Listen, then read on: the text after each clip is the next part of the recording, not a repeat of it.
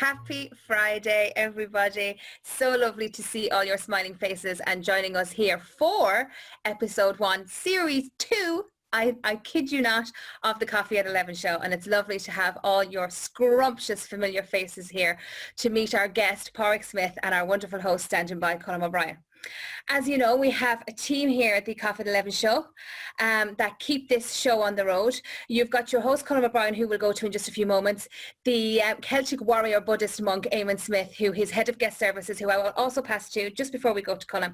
Katrina O'Brien is editor-in-chief, joining us from her HQ in O'Mahony's Books. And of course, we got our resident pup, who's also standing by as our backup this morning, Tim Kelly. So as you all know, and I've just seen you applaud with my little jingle at the start of the show, this is our Deaf Community Clap. We've adopted it as a wonderful way to encourage and applaud our guests on the Coffee at 11 show. And we love to see that level of engagement. You're smiling, you're laughing, you're applauding. So Padraig, when you see people do this, they're not trying to get your attention. They're applauding your journey or something that you've said resonates with them, and that you're getting a round of applause. Okay. There's a chat box there at the side. I encourage you to pop some comments in there. For some people, I think it's why you're here, to hear your favorite part of the show, where we move over to Princess Shelley. Thank you, Sarah. And we get to share the comments, the vibe that's going on in the cafe. So again, Padraig, we'll get a special part of the show where you get to hear all those comments and possibly 1 or 2 questions. Be ready with a hand up like this when invited to do a question. Without any further delay, I am delighted to pass over to our head of guest services. Your mics will be kept muted. That's for the recording that will be going out on Facebook later on in the week. You'll all be prompted on social media for that. So do tap into that for our growing YouTube audience. And Eamon Smith, it's over to you. Thank you. Good morning. Great to be back. It's wonderful to be amongst such fantastic people once again. Missed you a lot. What I'm going to bring in is I'm going to bring you into like a mindful moment. And I absolutely love to share this. I actually bring this into all my meetings, all my clients, all my groups, all my work. Actually, I always start off with this as well. And the whole idea of this is just to get us completely grounded, completely focused, so we can maximize tenfold our enjoyment of what's going to go on between Colm and Padraig this morning. So the whole idea of mindfulness is that we're maintaining a moment-by-moment awareness of our thoughts, feelings, body sensations, and our surrounding environment, but we're not being affected by it, okay? So when we're mindful, our thoughts are tuning themselves into what we're sensing, okay? We're present, we're here, we're connected, and the results are tenfold, okay? This is kind of scientifically proven. So what I'd ask you to do is very simply just plant your feet firmly on the ground, back straight, and close your eyes. And just join me for 2 minutes. Take a nice deep breath in for a count of 5, 4, 3, 2, 1. And hold for a count of 5, 4, 3, 2, 1. And out, all the way out. Empty those lungs, empty that chest for a count of 5, 4, 3, 2, 1. And again, breathing in, all the way in. And hold. And out. And hold. And just continue this cycle of breathing for a few moments. Imagine as you're breathing in light. See this light, feel this light coming into you from the universe, from all that is. Hold this light in your heart for a moment. And as you breathe in, let this light expand out through your chest, out through your arms, out through your fingers, down through your legs, down through your toes. Nothing too rational, nothing logic about this. This is feeling. And as you exhale, I want you to imagine yourself breathing out a thick black cloud, releasing a thick black cloud from your body on the out-breath, tension stored in the physical body, emotion trapped in the physical body, breathe it out. So we'll just go through a few moments of this quietly. Breathing in light. Hold it for a moment in your heart. Keep it for yourself, all for me. And on the out-breath, you can release it, share it back out with the world, those you want to serve. And one more nice deep breath in. Breathing in light, breathing in love. Keep it for myself first. I've got to give this to myself first, which is receiving, in order to breathe it out and be able to share it with others. Just go with this. And in your own time, slowly, gently, open your eyes and return to the room. And I'll leave you with a grounding statement, something that I invite you to come back to throughout the day when you remember to do so. So I say today, don't try, do your best, because you're always doing your best from where you are and what you have. So today, remember, don't try, do your best. That'll be enough. Namaste. Thank you very much, Eamon. Always a great start to another wonderful interview. Thank you very much for getting us all grounded. So, Padraig, I hope you enjoy your humble little visit to our international cafe. And without any further delay, I am delighted to welcome back Mr. Colm O'Brien, our wonderful host. Over to you, Colm. Thank you. Princess Shelley, the monk and the rock, isn't it just lovely to be back? It is just lovely to be back. Warms the cockles of our heart.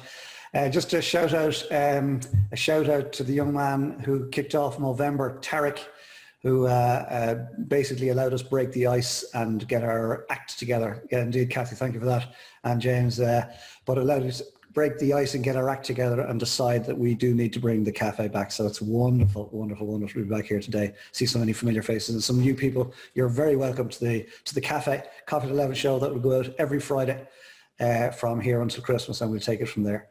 So I'll kick the show off as I always do. You're more than welcome to the Coffee at 11 show, brought to you by Wigwam Business Coaching. Delighted to have you all here. And delighted in particular to welcome our very special guest this morning, Mr. Padraig Smith. Padraig, would you please pop in, say hello and show us your coffee mug? Good morning, everybody. Delighted to be here.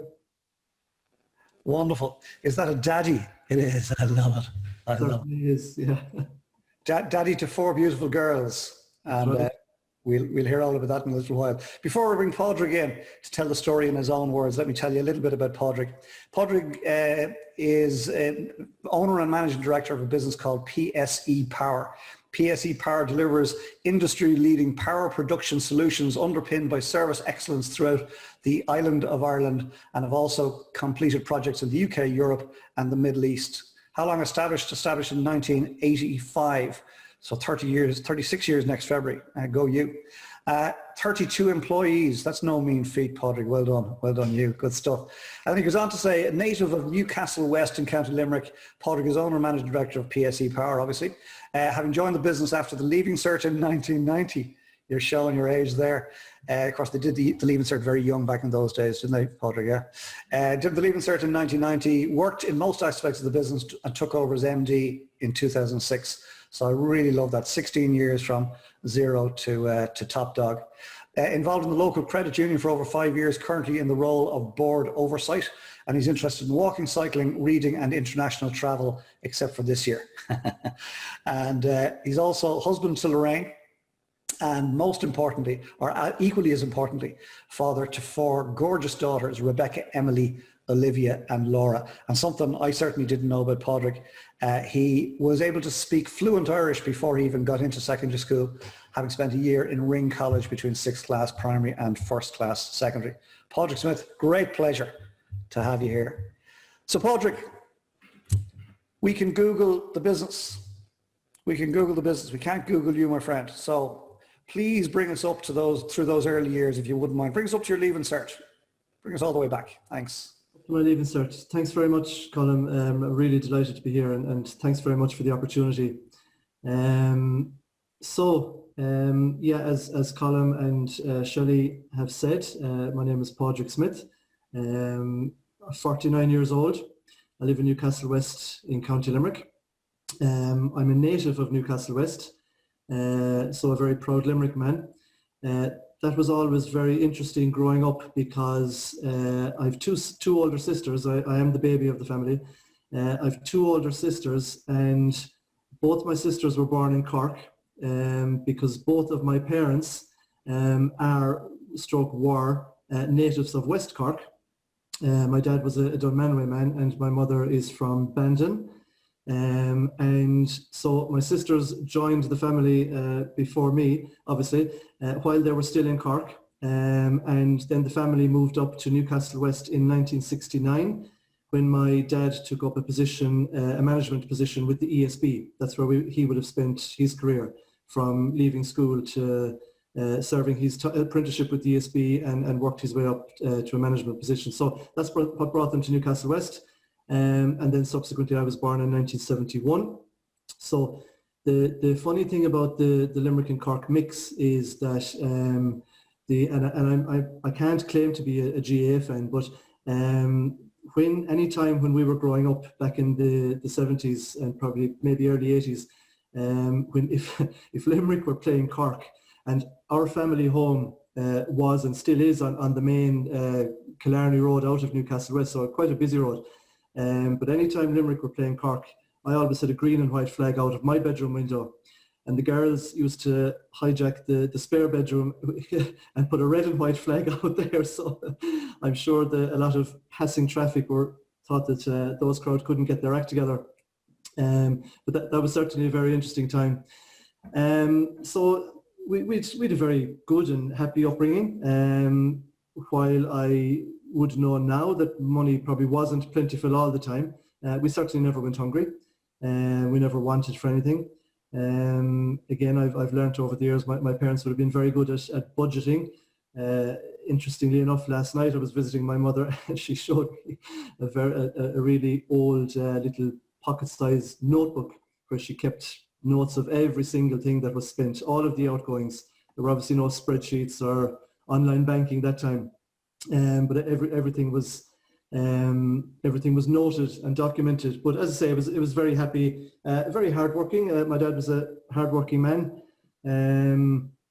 on the job and at home. He was always doing something. My mother was the stay-at-home mum, which I suppose was probably more the norm back then. So we had a very good upbringing. When I was 7, which would have been 1978, my dad left. Again, what I would have appreciated many years later, he left his very secure and pensionable job in the ESB, and he set up his own business in 1978 with another colleague of his that was also at management level in the ESB in a neighbouring town. And they took the plunge, decided they wanted to do their own thing, that they saw a gap in the market for some electrical products, and they went at it. Unfortunately, that business didn't survive. It didn't survive the early 80s. So that business closed in November 1984. But again, he dusted himself down. He got back up, and on the 1st of February 1985, he set up this business. The PSE, incidentally, is named after himself. The official company name is Pat Smith Engineering Limited, and we trade as PSE Power. That would have been part of the evolution over the years as we were pivoting in different directions. So that's where the PSE comes from. So yeah, so 36 years next February is when he would have started it. We were always encouraged to work. We were always encouraged to get jobs, part-time jobs. I would clearly remember my sisters working in a local shop in Newcastle West on Friday, probably Saturday evenings. They used to always bring me home a little small bag of goodies. And the chocolate mouse that was around at the time, I can't put it, but 2 or 3p. I used to love them, the chocolate coated toffee mouse. And even myself, I would have been encouraged with, I remember working in at least 2 filling stations, filling petrol, washing cars. Gave me probably helped with the love of cars that I had from very young, even to this day, a weakness for cars. And so yeah, even I think I was around 12. I was around 12 just before I went to Ring College. A neighbour of ours back at home was selling strawberries from a parked van just across the road from our house, which would have been their side of the road. And he called me one day and said, and this guy now was only he's probably 4 or 5 years older than me. So he would have been a mid-teenager, called me over and said, do you want a job? So I said, yeah, no problem. So he put me sitting in his van, told me the price of the strawberries. He had all the signage, he had all the branding and the marketing done. So that kept me busy that summer. Subsequently, when the strawberry season was finished, he had a timber crate strapped onto the back of his bike, and he was selling free-range eggs. and he subsequently, that was my first company vehicle, he subsequently got another bicycle, put another crate on it. He was obviously expanding his business, and the two of us used to cycle around Newcastle West selling free range eggs at £1 a dozen, and my commission was 10 pence per dozen.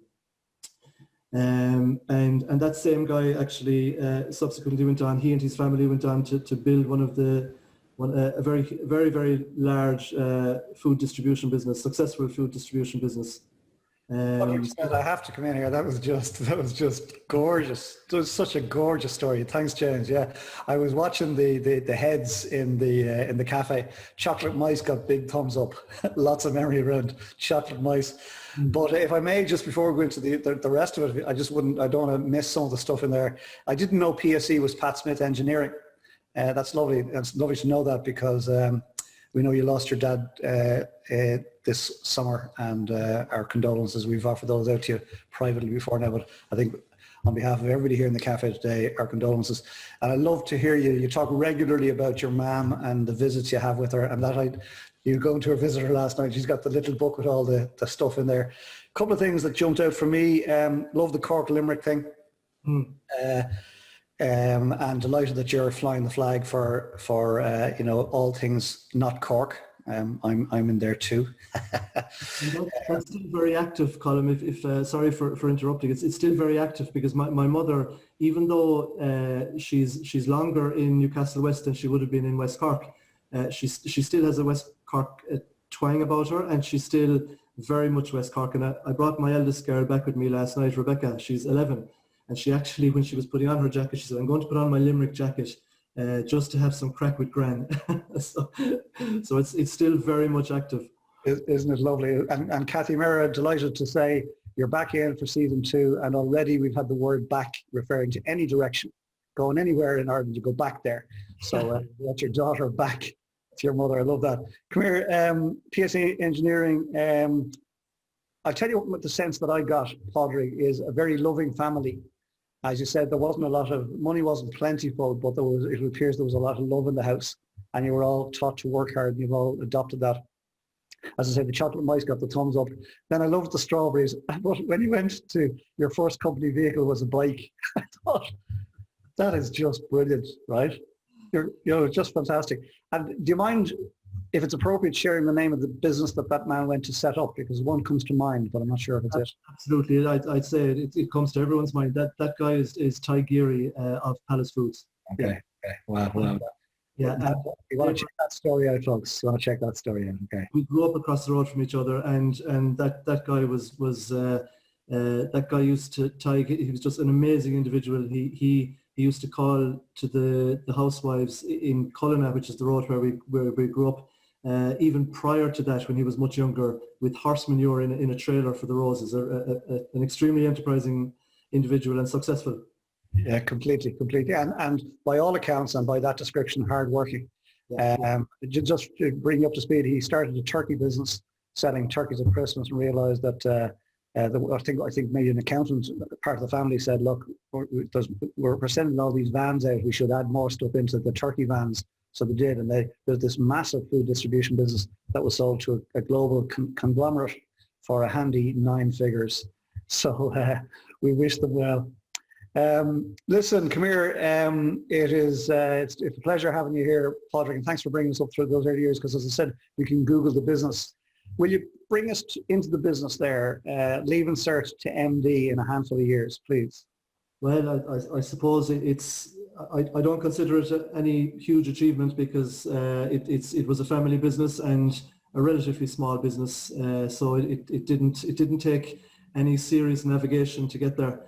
But however, it wasn't without its challenges. My father in particular, and I can completely see why, he would have really tested me to make sure that it's what I wanted.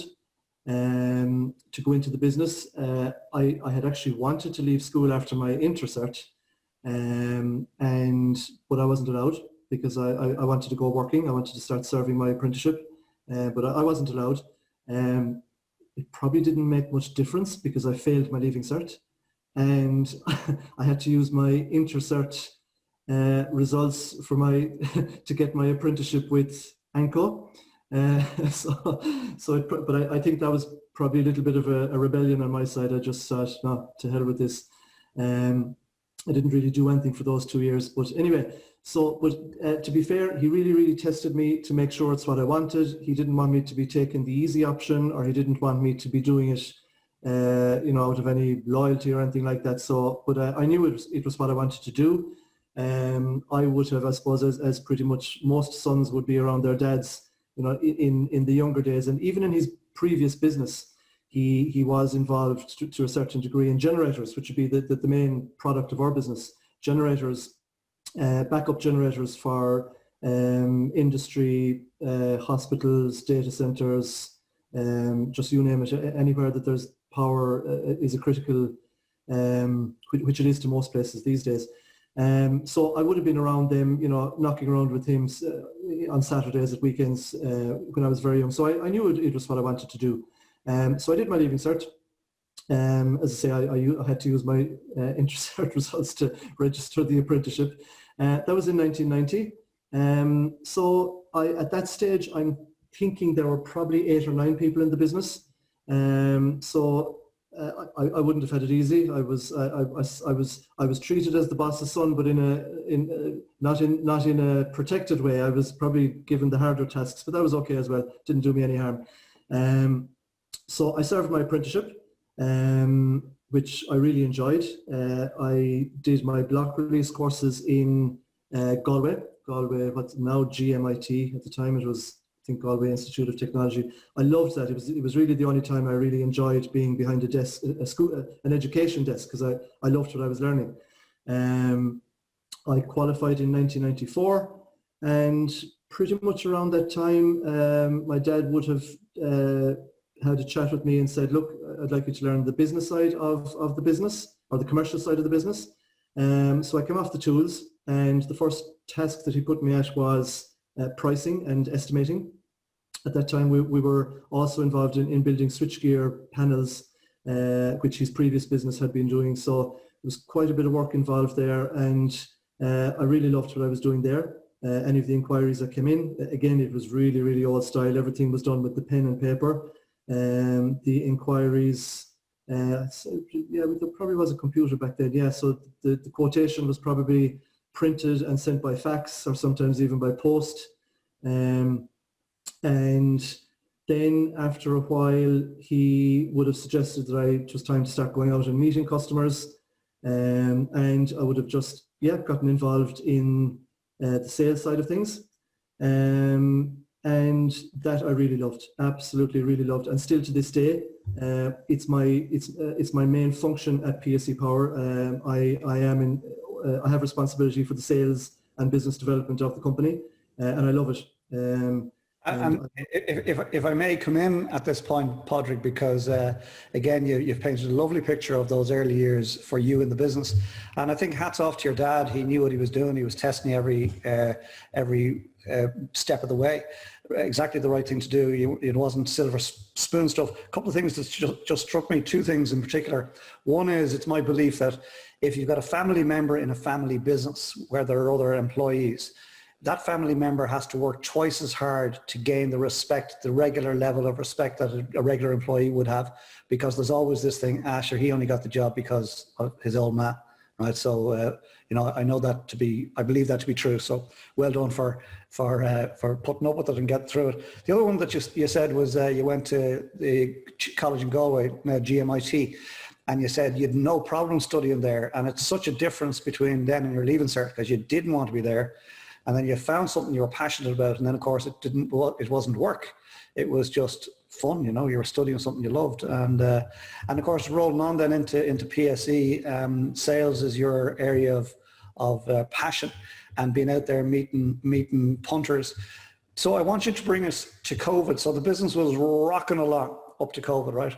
And mid-March, COVID struck, and all of a sudden PSE is feeling it, I expect. And Padraig Smith, at a personal level, must be feeling it because he can't get out and mingle. Absolutely, yeah, absolutely. I've serious cabin pressure, if you can call Newcastle West a cabin, because I haven't really ventured outside it for quite a while. I do miss it. I absolutely miss it. I miss meeting customers and suppliers. We pride ourselves on having great relationships with our suppliers as well. But yeah, I suppose in the years where I would have stopped a few minutes ago and up to pre-COVID, PSE would have pivoted a couple of times. The most significant one back in 2010, when product sales were pretty much on the floor. Prior to that, we had gone through the boom of the late 90s and all of the 2000s, where it was just, I mean, you didn't need to be a good salesperson to be selling generators or UPSs. They were just seriously in demand. Margin wasn't an issue. It was a really great time. We did very well. We made a lot of money. The company made a lot of money. But then product sales just collapsed back around then. So we took I know you've asked me to come to pre-COVID, Colin, but I just have one more quick story to. We took the decision back in 2010. I arranged a meeting with an external consultant who's now very much part of PSE at the time, to get his advice. At the time we had 14 people working for us, and there was a general consensus between my dad and I, and my dad had pretty much pulled out at that stage. But the two of us and the financial controller, we just thought, look, we need to get down to 12 people. We had done the pay cuts, we had done the other few bits and pieces, and so we brought in this guy, Michael. I had a one-to-one with him for a day, and the plan was just to evaluate who was doing what. It was really a strategic day. Who was doing what, and you know, what roles and responsibilities could we move around and downsize to 12 people. So at the end of that day, we had decided to take on 2 people, and we my father had said to me the day before, will you give me a ring tomorrow, because he was very, very passionate about the people here, and it was a really sore point for him that 2 were going to have to go, and you know, so he was dreading the phone call as to who the 2 names were, and I was actually dreading the phone call telling him that we were going the other way. So, but what we had recognized back then was that we had a huge untapped opportunity in the service business, hugely untapped. And we were so busy in the previous 10 to 15 years selling new product that we hadn't used the opportunity to grow the service business accordingly. We did have a service business, it was small, and we were really reacting to customers who were asking us to service their product. So from then on, in September 2010, we took on 2 salespeople, one based in Dublin, one based here in Limerick, and their job was to just get out there, find every single generator in the country and sell a service contract. And those guys did very, very well. And we grew, back then our annual service revenue was €400,000. And today, this year, our annual service revenue will be €4.5 million. So we grew that dramatically, whereas now we're thank you, we're very, very much a service-driven business, and we're delighted to sell product as well, which is a complete pivot to what we were for the previous 15 years. Great stuff, great stuff. Yeah, I saw the Bulla bus rippling around the cafe there for that success story. It's wonderful, it really is wonderful. Congratulations. And I have to imagine it was really interesting. Your dad was fearing the phone call, who are we going to lose? You were fearing the phone call saying, well, we're not losing anybody, we're hiring some people. And it worked out really well. I was just noting the numbers. You said 8 to 9 people when you started in 1990. You got to 14. You thought it was going to drop to 12. It went to 16, and you've now doubled it since.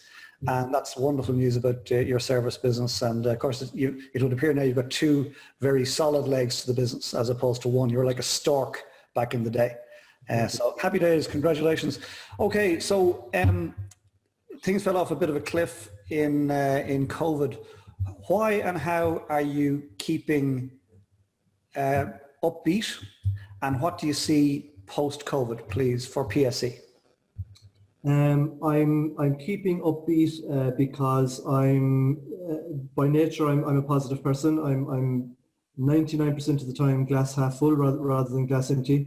I love and even pre-COVID, I love the support of groups like this. Obviously of Wigwam and plenty others that I've been a part of over the years. I absolutely love them.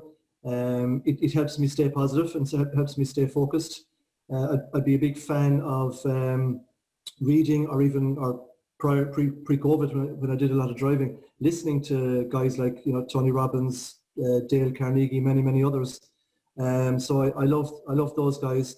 I remain positive because I think we've done a very good job at PSE managing the COVID crisis.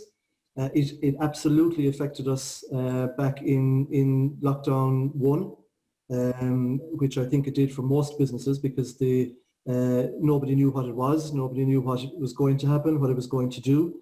There was all the fears there. I have to say that the team here reacted very well. We did everything that we needed to do. We bought all of the necessary IT hardware. Was it Eamon mentioned earlier about the chairs? Told whoever was going working from home, take your chairs, whatever you need. And we got whatever was needed, and it worked out very well. And thankfully, we have absolutely not been affected high up or low down since level 5 restrictions came in earlier this month, but not only are we prepared, our customers are prepared as well, which is also a big help. That there's no point us being prepared if the customers wouldn't allow us on their sites. And for example, at the moment we've 2 very significant projects going on in Cork. One for a major pharmaceutical company, a good customer of ours. I'm not sure if I'm supposed to mention names, but they're the ones about to release the vaccine very soon. And we have a big project on the go with them at the moment. And we have another one on the go for in Cork as well, for a huge, I think one of the world's largest technology companies that most of our phones are made by. So again, we've some very good customers. So yeah, it's we've as I always say when I'm promoting the business, we've a great company, we've a great team, we've great products. So it's and being a positive person, it's not hard to stay positive, really, I suppose. Padraig, it's just a pleasure, real pleasure. Yes, indeed. Thanks, James. I was watching James there smiling and, doing all this thing with your sort of non-product placement, product placement stuff, right? I can't mention the company, but love that. But it also, I'll tell you what, I'm sitting here thinking, here's this young fella, right, from West Limerick. And because on his bike with his crate selling eggs for £1 a dozen, getting 10% commission, and here he is running this multi-million euro business, family business that's doubled in staffing in the last few years. So look, well done, respect, my friend, respect. Thank you. Lovely to have you here, and thanks for sharing your story. So we're going to go to Q&A from the floor in a little while, and to apparently some people's favorite part of the show. No idea what that's about, but Princess Shelley will come in begrudgingly, and take the limelight. Before we allow her in to do that, Padraig Smith, what are you taking with you from COVID? What are you not letting go? I'm not letting go of the mantra that I would have always had, which would have been bred into us even at home in the younger days, is just to never give up and never ever give up. Another positive that I'm taking from COVID is we commenced the lean transformation program at PSE. We had actually intended starting it in March, but it didn't happen. In a strange way, I'm glad it didn't, because I'm not sure I'd have given it the commitment that I'm giving it now, because I would have still continued traveling. I was in Dublin two days every week. I was somewhere else another day. Whereas I'm here now and I'm giving it the commitment. The team are slowly being introduced to it here. Everybody is buying into it so far. And I see that as a huge opportunity for just making PSE a better place, and not just a better place to work, but a better way of doing things. And I think that the shock of COVID has probably allowed everybody, even people that are slow to change, nobody had a choice but to change back in earlier this year. And I think the timing is right for it. And I'm actually looking forward to it. And I think lean is going to assist PSE better because of COVID than if COVID hadn't happened, if that makes sense. Makes 100% sense. 100% sense. A lot of companies, a lot of friends of mine have businesses, and speak to a lot of people about business, obviously, and many businesses have tried stuff, or perhaps been forced to do stuff, or even have been allowed to do stuff that they always thought they might want to do. And COVID has given them the opportunity. And of course, if it doesn't quite work out the way they think it might, they can always blame COVID and say, "Oh, we're only messing, right? Yeah. Let's go back to the way things were." But I don't believe a lot of businesses will go back to the way things were. I know I certainly won't work in the same way ever again. No, I've no interest in barreling up and down the highways and byways of Ireland to have meetings when this is a perfectly excellent way of working. Padraig Smith, it's been a pleasure. Sorry, you're going to say. And other things on that note as well, Colin, other things that we've mentioned here over the years that we really should be working towards, as in remote monitoring of our equipment. To keep we can still provide the same level of service to the customer without sending a guy in a van. And that's something we've thought about, but now we're actually looking at doing it. Now we're going to do it. We're just looking at how we do it. And just other things that we would have been so slow to do. And because of COVID, we're actually doing it. So yeah, we definitely won't be going back to how we were, but it'll be a better way. Wonderful. I was just smiling there. I was thinking of Eamon Smith and Yoda in the same breath. There is no try. Do or do not. There is no try. And that's what you're meant to set out on that journey. And we wish you every success, Padraig. Going to hand over to royalty. Princess Shelley, tell us what's going on in the cafe. Thanks. Thank you, Colm, and thank you, Padraig. Some lovely comments. I'm so honoured to be able to share what people pop into this, because there's always such lovely comments for our guests, So at the start of the show, we had, welcome to season 1, our resident Pop, welcome everybody back.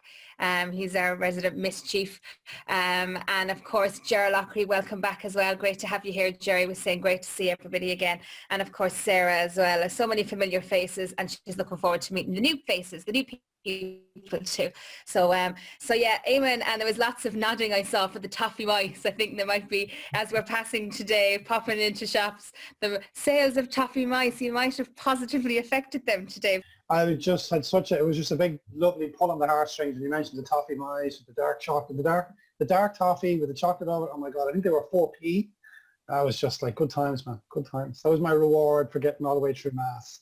It was a toffee mice at the end of this, So, remember about my drama. Shelley, back to you. Thanks, Ava. So Tim's dad was part of the craziness, the madness in Palace Foods. Padraig, I don't know, did you ever meet Mike Kelly? And then I have 2 more. I have a couple of other lovely comments. We'll come to a question in a minute. So if you'd like to ask Padraig a question, be ready with the hand. James Finnegan, one of our cafe regulars, always lovely to have you here.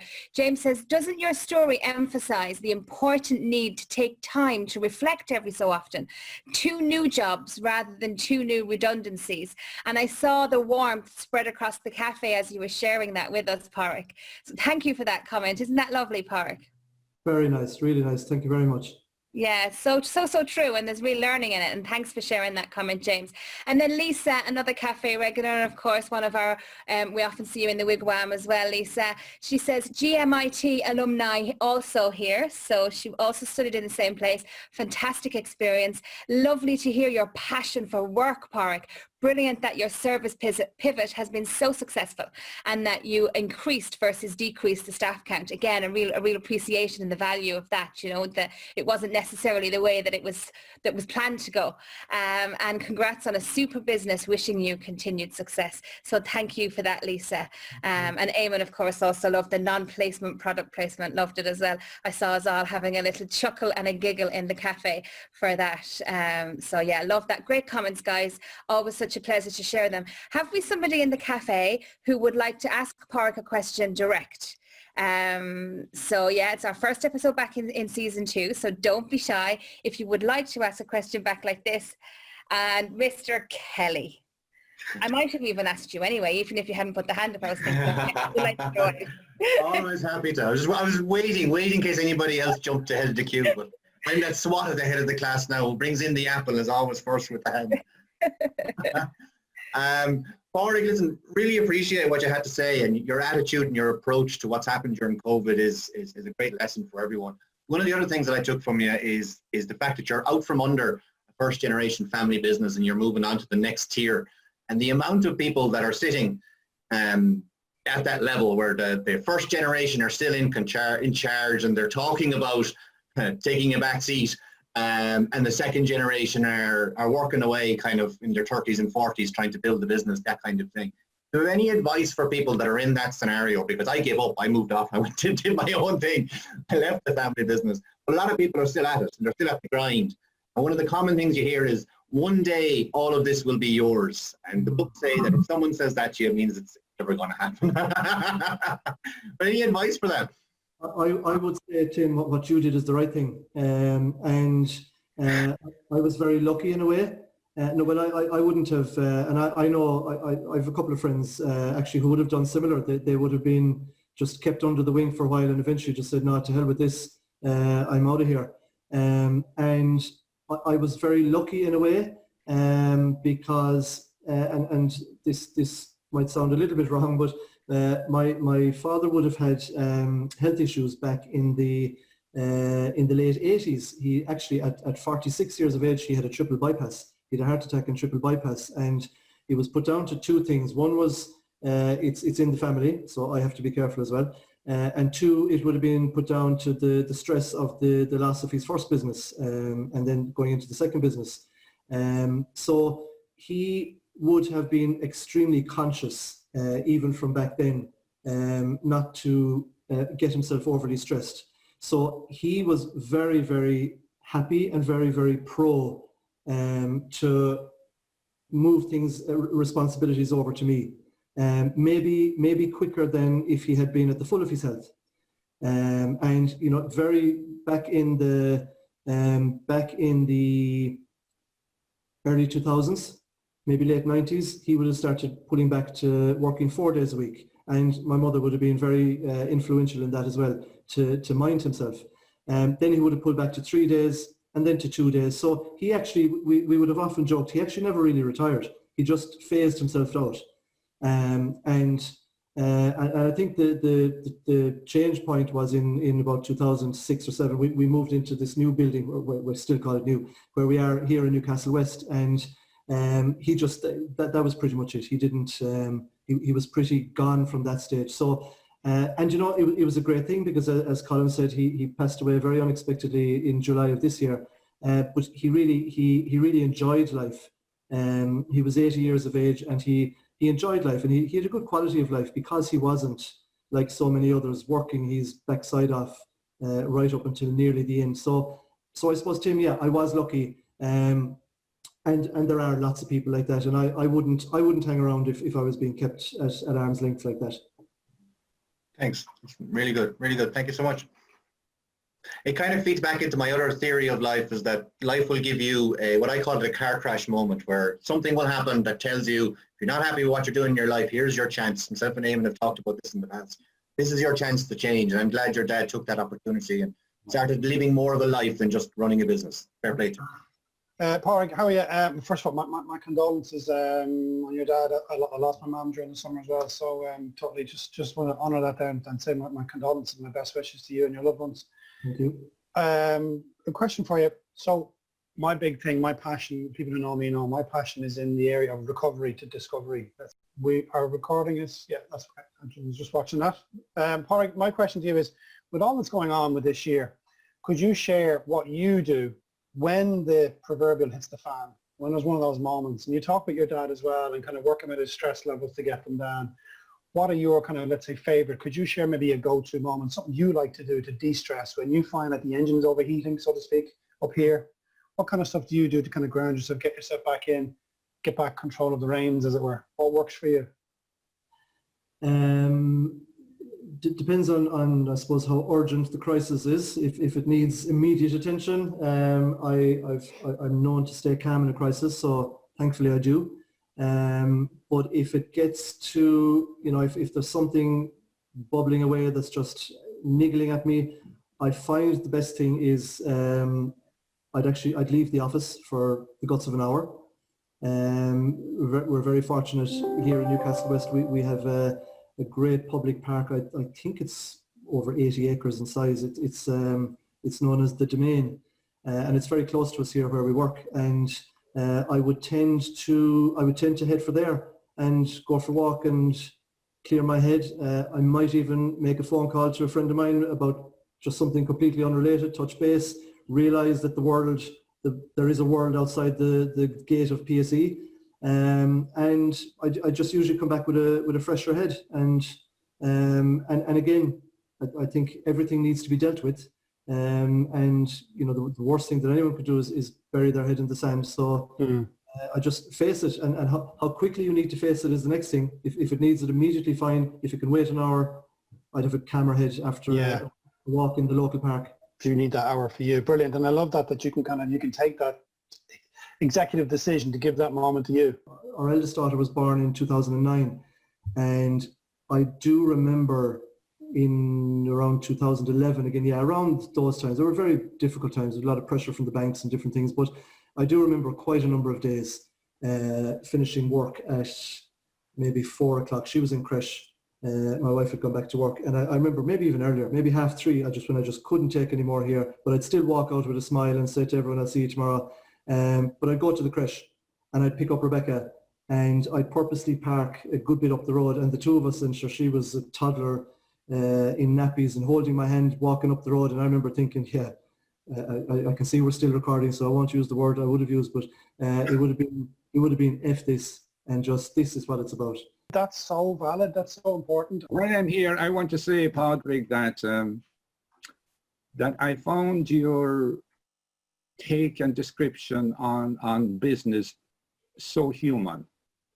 You talk about business from a very human place. And if I'd asked a question earlier, it would have been this. Did you manage to see business from a human place, even in the worst of times? I think I did, Donald, yeah. I think I did, yeah.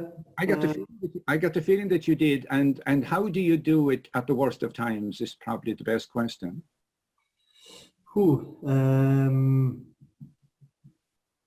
I would guess, and I know I mentioned it a few minutes ago, I guess I'm lucky enough or fortunate enough that I do remain calm in crisis. And I think that's a huge help, because I don't lose the head, or I don't lose the run of myself.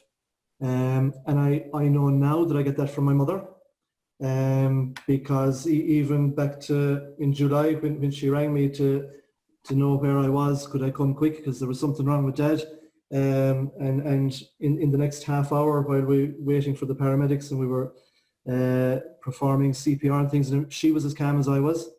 It was just the two of us there, in a very unexpected situation, and she was as calm as I was. So I think I'd say that's probably why. I've never really sat back and thought about it, but I think that kind of leads on to everything else. And I do remember as well, back around those times of 2008, 9, 10, which were very difficult, really difficult. And I had mentioned we had just built this unit that we have here, and I had personal banking obligations for this building, for another, our office in Dublin, and for other stuff. And I was actually thinking, how in God's name is it? When is this going to fall apart? But I still came in here every morning with a smile on my face and a pep in my step. But yet there were serious issues. And I remember that around this time, 2011, I was just beginning to see things working out a bit better, and we had a bad debt. I got a phone call one morning of a bad debt of about 90 grand, which I actually thought was going to kill us. I did think we wouldn't survive, but again, I went and met with the suppliers who were involved, cut deals with them. We didn't get paid, but they got paid eventually over 6 or 8 months, which is why I even mentioned at the start, I believe it's hugely important to have very good relationships with suppliers as well as customers.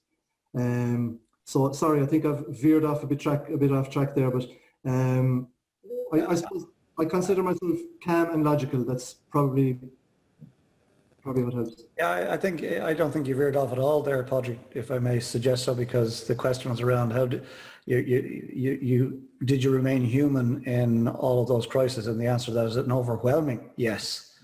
Even that you got a bad debt of 90 grand and you went and did a deal and made sure your suppliers got paid, not you took the hit. One just in from there from Des Mahan. Thank you, Des. Great to learn more about the journey you have taken, Padraig, and some inspiring insight from me on pivoting to something completely different. So well done. So Padraig, it's really been a pleasure having you here kicking off season 2 for us. We're so delighted, all of us, I think, to be back around in the cafe and to have you come in and share such an inspiring story, such a real story, real human story. Somebody told me in a network meeting in the last fortnight, they said, there's B2C and there's B2B, but it's really all H to H, it's human to human.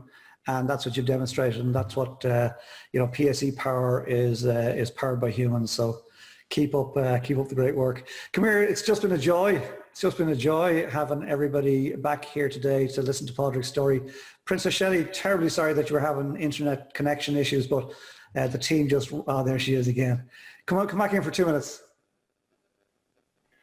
Sorry about that, guys. I'm going between the phone network and the blinds network, so I'm all over the place. So I hope it didn't jar too much. And I'll come to you from a different location, maybe like a nice coffee shop or somewhere with a stronger Wi-Fi network. So, but great that you're all here, and thank you for some wonderful comments and a fantastic interview, Padraig. And thanks for the backup, Eamon, and cheers. That's fantastic. Thank you. As always, got your back. Pleasure. Thank you very much. Thank you. I've really enjoyed it. Thanks very much. Delighted to hear that, because we did too. Thank you, Padraig. So folks, that concludes the business of the day for Friday, the 20th of November, episode 1 of season 2 of the Coffee at 11 show. Full of bus.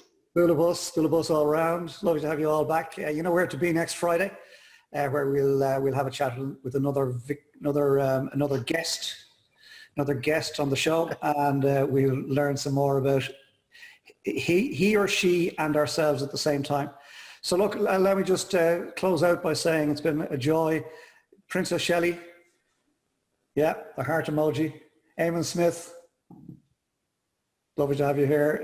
Of course, The Rock, working away there, beavering away in the background, and Katrina will make this beautiful, which and it'll be shared out on social media, not this weekend, the following weekend, but it's going out to an audience of over 4 million now each weekend, which is just phenomenal across the globe. So really excited about that. So thank you all for being here. And finally, just to wrap it up by saying, Padraig Smith, namaste. Thank you all.